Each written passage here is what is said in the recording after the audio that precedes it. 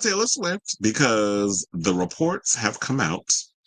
We told a bit about it yesterday. New Heights, the New Heights podcast, which is Travis Kelce and his brother Jason Kelce's show, and Taylor Swift went on there and used the podcast to announce the name of her 12th album called "The Life of a Showgirl."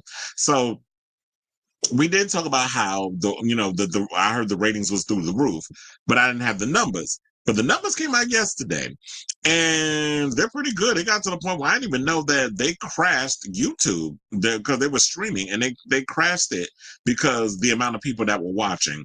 So they said Taylor Swift's New Heights show podcast episode earned 13 million YouTube views in 24 hours.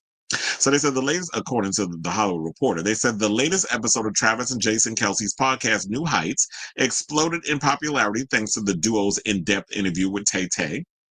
The pop mogul announced her new album, The Life of a Showgirl, and gave what might be her longest and most candid interview ever, clocking in at more than 2 hours. Now, Wednesday's episode has already racked up more than 10 million views on YouTube in less than 20 hours. The episode is already the most popular episode of the podcast ever, surpassing the previous number one, which had Jason's spouse and podcaster Kylie Kelce as the guest. And this doesn't count as the other ways a fan could consume a podcast. The rep for Spotify said the episode generated a 3,000% increase in new listeners for New Heights, and the number of female listeners jumped 618%.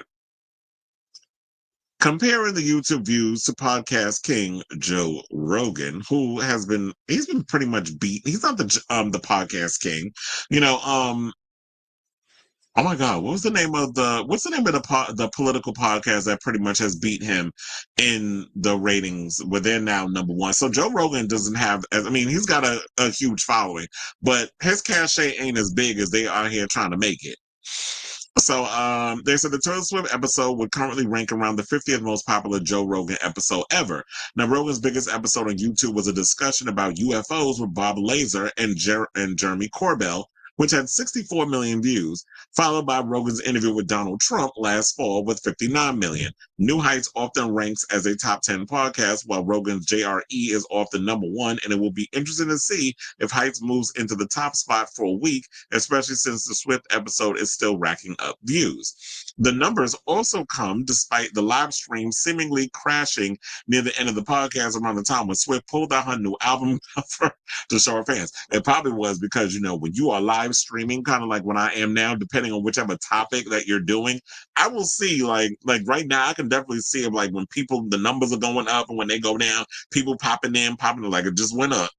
As I said that, when it pops up and it goes down and all other stuff, you start to see all of that depending on, uh, you know, what the topic is. So yeah, when she pulled that vinyl out, you already know, like, oh my God, they're seeing this happening in real time as they're going through YouTube, and people are clicking on for that specific part.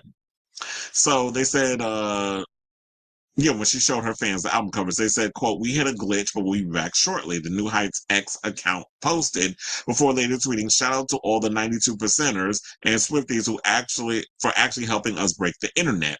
Oddly enough, WNBA star and Swift fan Caitlin Clark predicted, "Are you sure YouTube isn't going to crash tonight?" Yet a spokesperson for YouTube tells CHL that the problem actually wasn't on their end. I'm not buying it. Now, among the revelations on the podcast, Swift collaborated with Sabrina Carpenter for the closing track, which is the title track. Also, after years of collaborating with Jack Antonoff, who I just heard produced, well, you already know he did Man Child, speaking of Sabrina Carpenter. I just heard that he produced the new Lana Del Rey diss track towards Ethel Cain. So I just found that out today. And also, like I mentioned before, I had no idea he was married to Margaret Qualley, who is the daughter of, oh my God, what's that actress's name? I can't remember her mother's name. Madeline Stowe, I think? No, that's not her. I can't remember her name, her mother's name. The famous actress. But I had no idea he was married to the chick from The Substance. But anyway, I'm glad. Yeah, so after years of collaborating with Jack Antonoff, Swift reunited with Max Martin and Shellback, who previously worked with Swift on hits like Blank Space and Shake It Off. They did most of the 1989 album. So that's what I think, but the album, they said, will feel more pop driven rather than more downbeat and minimalist. based off her recent work, especially like the Torture Poets department. And she even said, I'm only giving you 12 tracks as a 12 album. The 12th album, only 12 songs, is no bonus songs, all of, so which I think is great, because what she was saying with the Torture Poets department, she was like, I would just want to just dump all of like the 35 songs that came out. Yeah, she pulled a Drake and a Chris Brown.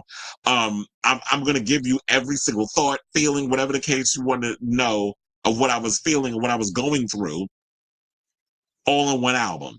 And that's what they got. So I'm glad that it's like you got all these bunch of songs from the previous album. So you get all my thoughts and feelings and things. Every emotion that I could think of, you got it in music form. But now with this new album, it says we're getting straight to the point. You're getting 12 bangers, and that's it until the next record.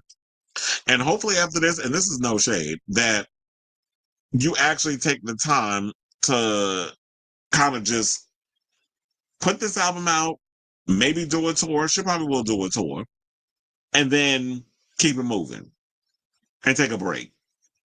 I guess unless you have it in you to make music. Because I know some people, why she always got to come out with an album every year? Take a break, take a break, take a break. I'm like, if you're an artist and you love what you do and you have a passion for it, if the creativeness is pouring through you and the inspiration is there, why not get in the studio and make music? Why not release new music?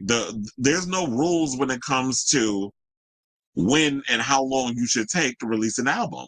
If you have that tenacity within you to want to release something, put it out there. I mean, now with the way social media is, that's what you can do at this point. It's easy to get in the studio, make music, and just put it out there.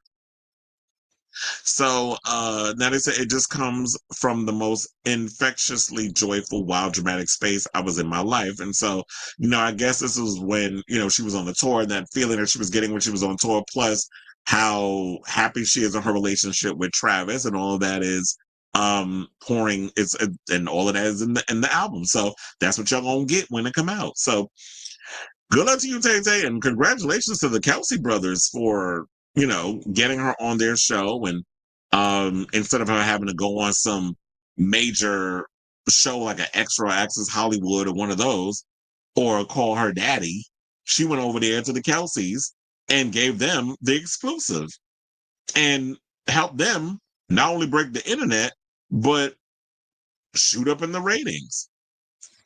Because to be honest, that was the first time and I'm sure it was probably a lot of people's too. That was the first time I've ever watched an episode of that podcast, and I have to say I like a lot of the questions and that Jason was coming up with, and the way he comes across personality wise. So I say all this to say, what do you guys think of this story? Are y'all surprised that Taylor Swift not only broke the internet, but of course, she boosted the ratings of her boyfriend's podcast with what she did in regards of renouncing the album, showing the album cover, giving the track list, talking about the process of making the record and all that good stuff.